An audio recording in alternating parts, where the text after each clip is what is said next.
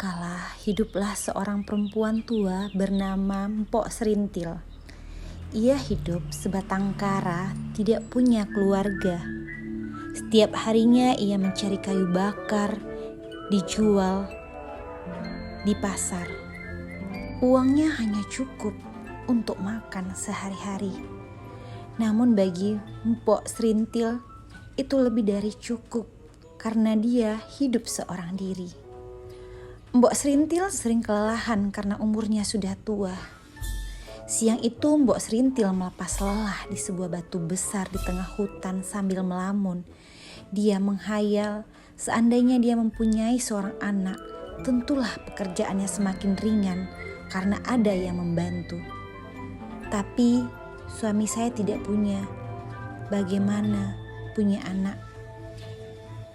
Saat Mbok Serintil asik melamun, tiba-tiba raksasa jelek dan bau muncul di hadapannya. Ia ketakutan sampai-sampai dia tidak bisa berdiri. Seluruh tubuhnya bergetar. Dia berpikir jika ajalnya segera tiba.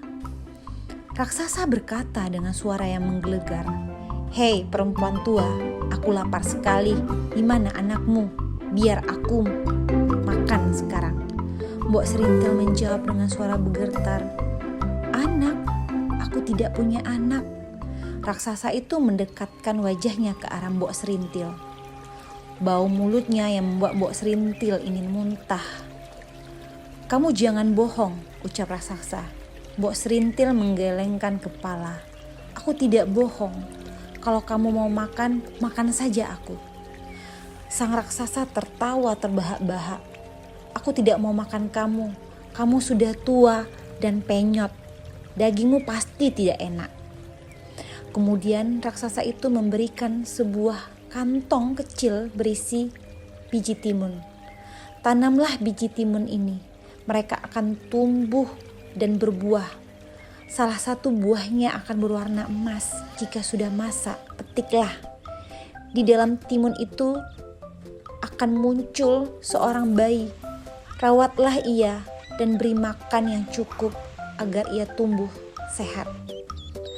Saat ia berumur 6 tahun, aku akan datang dan menagih anak itu. Ia pasti akan menjadi santapanku yang enak." Mbok Serintil menerima kantong kecil itu. "Sekarang pergilah," bentak raksasa itu kepada Mbok Serintil. "Baik, aku akan pergi." Suaranya yang keras membuat Mbok Serintil lari terbirit-birit.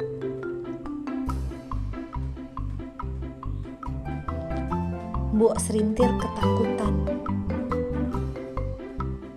dan Mbok Serintil juga senang karena jika timun itu berbuah, ia bisa memiliki anak.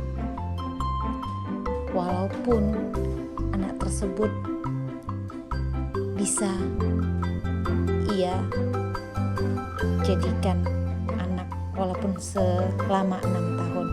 Sesampainya di rumah, Mbok Serintil melaksanakan perintah raksasa. Ia menanam biji tersebut di halamannya yang kecil itu. Setiap hari ia menyiram dan merawat kebun timunnya. Seiring waktu tanamnya bertambah subur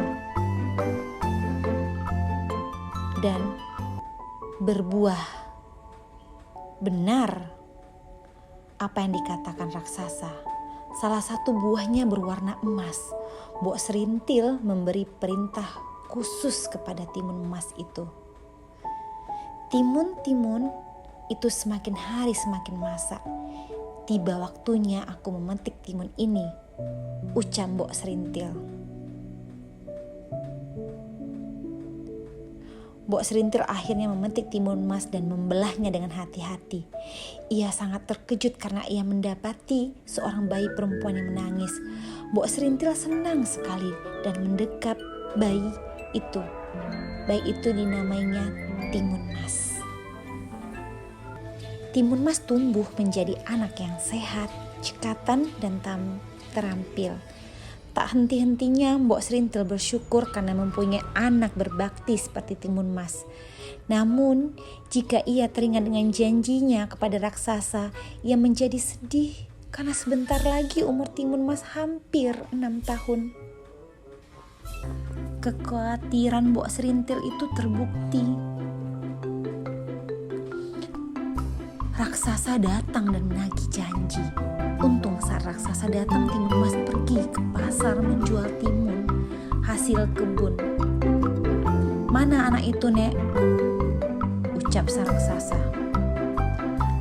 "Aku sudah tidak sabar ingin memakannya." Mbok Serintil berusaha menenangkan raksasa itu. Ia berkata kepadanya, "Wahai raksasa, Timun Mas masih kecil, belum enak dagingnya. Datanglah 2 tahun lagi, pasti ia menjadi santapan yang enak." Raksasa itu setuju dan berjanji akan datang 2 tahun lagi. "Baiklah, awas, aku akan datang kedua kali untuk menagih janji itu," ucap sang raksasa kepada Mbok Serintil. Mbok Serintil terus memikirkan nasib anaknya. Akhirnya suatu malam ia bermimpi. Dalam mimpinya ada seorang yang sedang betapa yang menyuruh Timun Mas pergi ke atas gunung. "Suruhlah Timun Mas menemui saya." "Baiklah, akan aku sampaikan kepada anakku, Timun Mas." Mbok Serintil mengikuti pesan-pesan dalam mimpinya. Ia menceritakan kepada Timun Mas tentang janjinya dengan raksasa. Mbok Serintil menyuruh Timun Mas pergi ke tempat bertapa itu berada. "Timun Mas anakku, hati-hati ya sayang," ucap Mbok Serintil. "Terima kasih Timun Mas, pamit dulu ya." Timun Mas yang patuh segera menuruti perintah ibunya. Dia menemukan rumah bertapa itu dan menceritakan semuanya kepada ia. Sang betapa lalu memberikan 4 kantong yang hanya boleh dibuka saat Timun Mas sedang berada dalam kondisi berbahaya. "Timun Mas, ini kakek berikan 4 kantong benda untuk menyelamatkan kamu dari raksasa," ucap sang kakek. "Terima kasih kek, Timun Mas pulang dulu ya." Timun Mas pulang ke rumahnya. Namun sampai di rumah alangkah terkejutnya karena sang raksasa sudah menunggu. Raksasa itu sudah datang. "Aku takut." "Lari Timun Mas, lari, selamatkan dirimu," ucap Mbok Serintil. Timun Mas segera berlari. Raksasa menjadi marah dan mengejarnya. Timun Mas mengingat pesan sang bertapa, "Sebaiknya aku akan membuka kantong yang pertama." Ia membuka kantong yang pertama, ternyata isinya biji timun. Ia menyebarkan biji itu dan menjadi kebun timun yang luas dan berbuah. Perhatian raksasa telah teralih dan raksasa memakan timun yang segar sampai lupa kepada Timun Mas.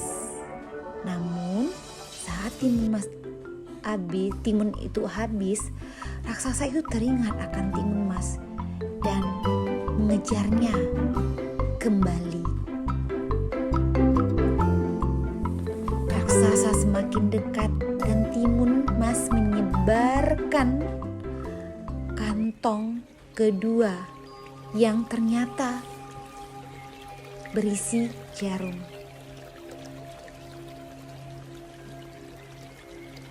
Dan muncullah hutan bambu yang lebat dan runcing, sehingga raksasa terperangkap di dalamnya.